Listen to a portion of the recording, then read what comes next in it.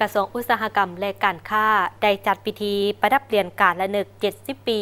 ในโอกาสวันสร้างตั้งพรรคประชาชนปฏิบัติลาวให้กับสมาชิกพรรคผู้ประจำการและสมาชิกพรรคอาวุโสบำนาญของกระทรวงอุตสาหกรรมและการค้าจำนวน 32 สหายที่ได้ประกอบส่วนเปียกงานพรรคในระยะที่ผ่านมาในตอนเช้าวันที่ 26 มีนาคม 2025 พิธีประดับเปลี่ยนการละนึก 70 ปี วันสร้างตั้งพรรคประชาชนปฏิบัติลาวโดยการเข้าร่วมของสหายมาลัยทองกรมสิทธิ์กรรมการสำฮงศูนย์กลางภาคเลขาคณะบริหารงานภาครัฐมนตรีกระทรวงอุตสาหกรรมและการค้าในพิธีได้ผ่านข้อตกลงของคณะเลขาธิการศูนย์กลางภาคฉบับเลขที่425ทับคลสพลงวันที่ 14 มีนาคม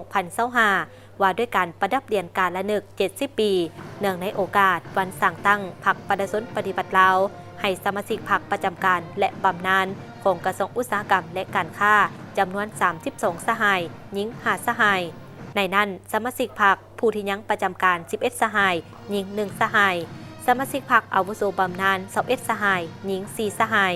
เป็นเกียรติประดับเดือนกาให้กับสหายมาลัยทองกรมสิทธิ์กรรมการสำฮงศูนย์กลางภาคเลขาคณะบริหารงานภาครัฐมนตรีกระทรวงอุตสาหกรรมและการค้า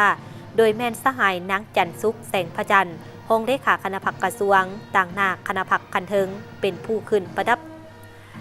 จากนั้นสหายมาลัยทองกรมสิทธิ์ได้ให้เกียรติประดับเปลี่ยนให้ประดาสหายสมาชิกพรรคอาวุโสบำนาญและประจำการตามลำดับพร้อมทั้งมีคำเห็นกล่าวสรรเสริญในพิธีบา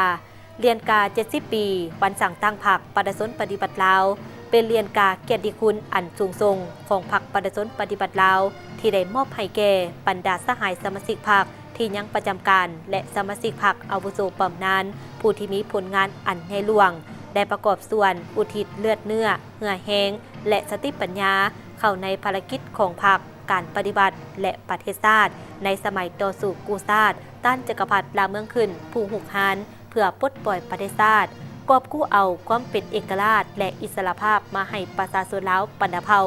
รวมทั้งได้สืบต่อประกอบส่วนเข้าในภารกิจปกปักรักษาและสร้างสรรค์พัฒนาประเทศชาติเป็นแบบอย่างอันประเสริฐแก่หุ่นสืบทอดการประดับเรียนการละนึก 70 ปีครั้งนี้เป็นการแสดงให้เห็นถึงความผู้บุญคุณอย่างสุดซึ่งเป็นการจะลึกและจดจำผลงานอันใหญ่หลวงของบรรดาสหายการเป็นการย่องโยสรรเสริญเป็นความทะนุใจของพรรครัฐบาลและประชาชนลาวปรรณเผ่าที่มีต่อบรรดาสหายพวกเขาทุกคนที่เป็นหุ่นสืบทอดจะสืบต่อหำเฮียนเอาแบบอย่างคุณสมบัติศีลธรรมปฏิบัติ